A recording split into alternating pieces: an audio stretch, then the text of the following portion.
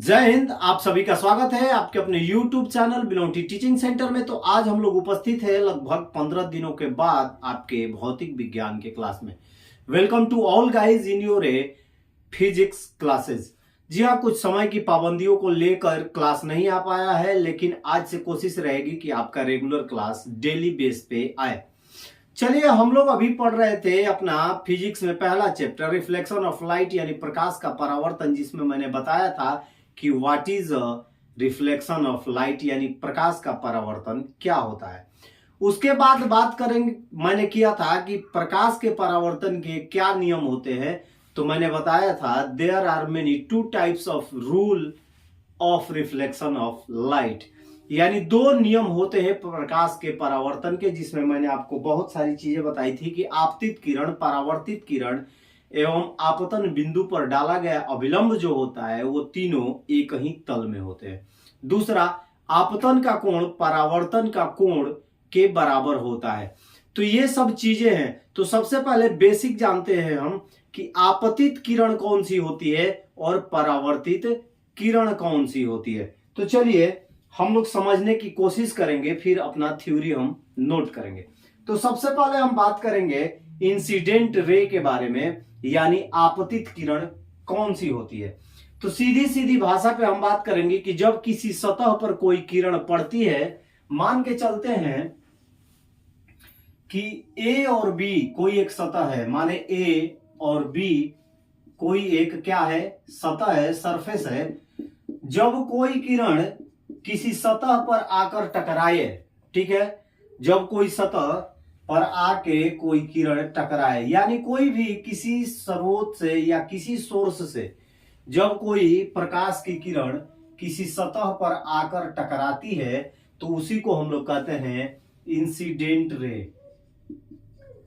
Incident ray Hindi में कहते हैं आपतित किरण।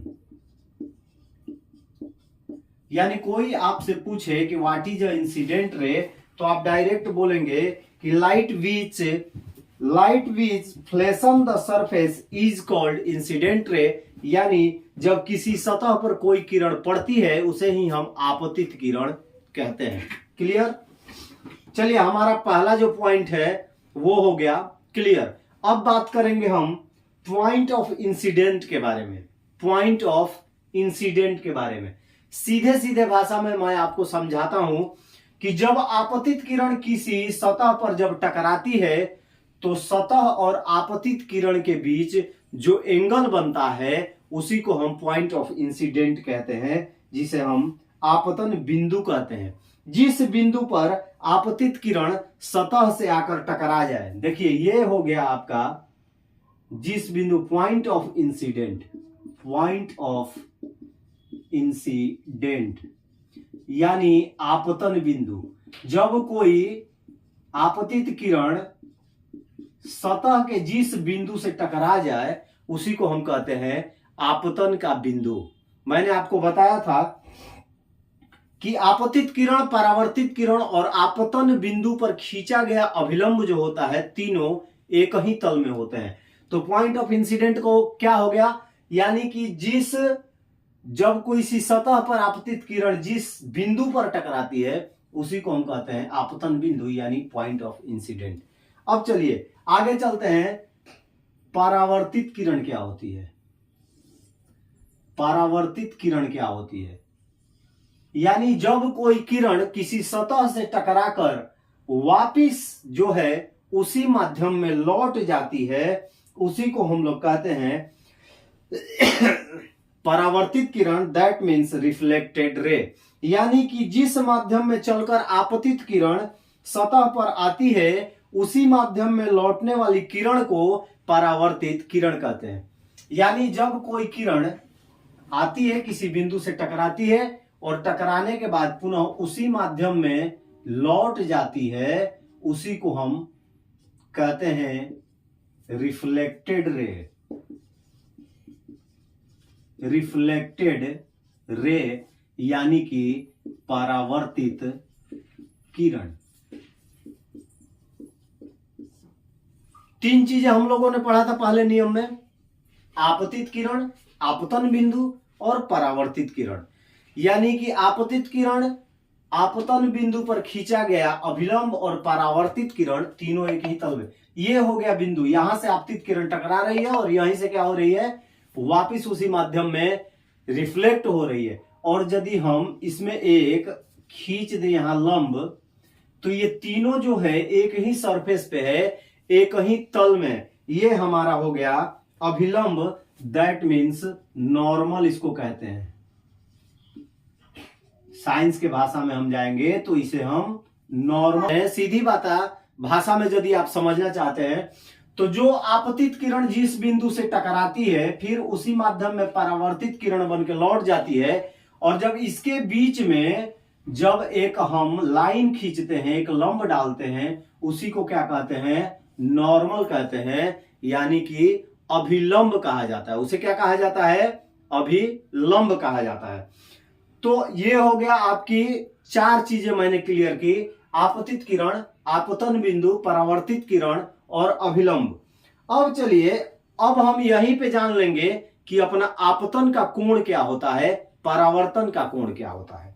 तो सबसे पहले आपतन का कोण, तो आपतित किरण आपतन बिंदु पर खींचे गए अभिलंब से जो कोण बना है, यह हो गया आपकी आपतित किरण, ये हो गया आपका अभिलंब। इसके बीच में देखिए एक कोण बन रहा है, ठीक है। उसी तरह जिस माध्यम में परावर्तित किरण लौटती है और अभिलंब के बीच में एक कोण बन रहा है, तो ये हो गया परावर्तन का कोण। यानी परावर्तित किरण और लंब यानी अभिलंब के बीच जो कोण बनता है उसे परावर्तन का कोण कहते हैं। An angle of reflection. और वही जब हम जाते हैं आपतित किरण और अभिलंब के बीच खींचे गए कोण को हम कहते हैं आपतन का कोण, द एंगल ऑफ इंसिडेंट।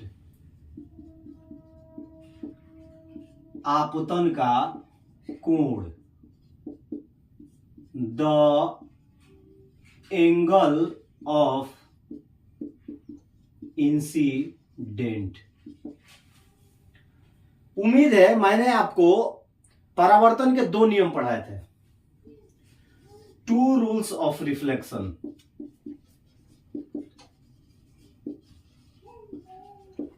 जिसमें मैंने इन सब चीज जो भी आपको अभी समझाया, मैंने इन सब की चर्चा की थी उसमें।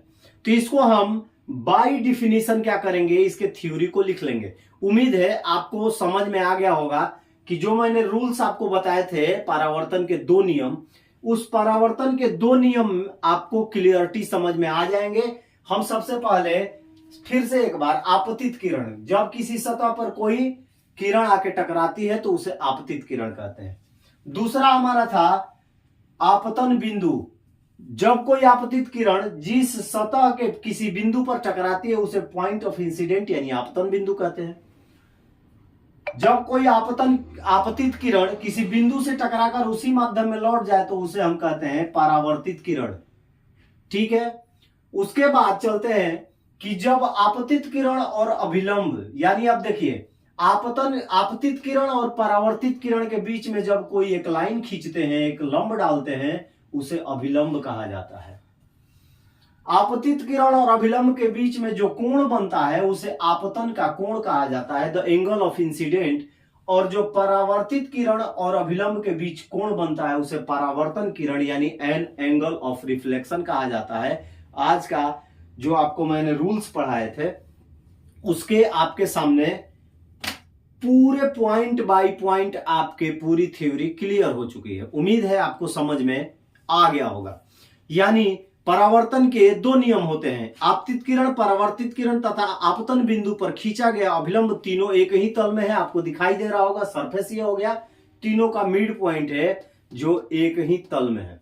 दूसरा मैंने बताया था कि आपतन का कोण उसके परावर्तन के कोण के बराबर होता है। इसका कारण क्या होता है कि जिस माध्यम से आपतित किरण आकर किसी बिंदु पर टकराती है पुनः उसी माध्यम में लौट जाती है, तो जो कोण दोनों बनते हैं वो दोनों समान बनते हैं। तो उम्मीद है कि आप लोगों को ये समझ में आ गया होगा कि ये दोनों रूल्स क्या है। इसके बाद आपकी थ्योरी आएगी, थ्योरी को लिख लीजिएगा। तो चलिए आज की वीडियो में बस इतना ही, कल फिर मिलेंगे अगले वीडियो में। तब तक के लिए आप सभी को जय हिंद,